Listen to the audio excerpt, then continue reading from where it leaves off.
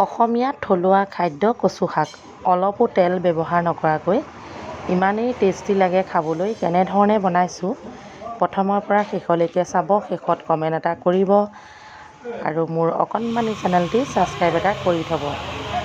Assamese traditional recipe কচু শাক। এটা কেৰাহীত অলপ পানী পাতি লৈ তাতে নিমখ অকণমান লগতে আদা নহৰু খুন্দি পেলাই দি দিয়া হ'ল।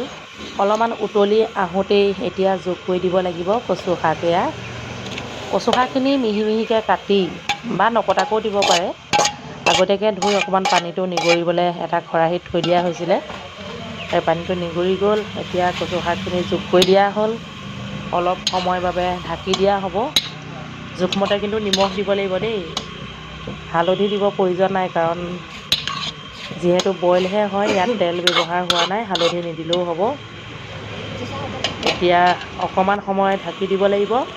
বাকীখিনি আপোনালোকে চাই থাকক, চাই যদি ভাল পায় শেষত লাইক কমেণ্ট এটা কৰি দিব দেই।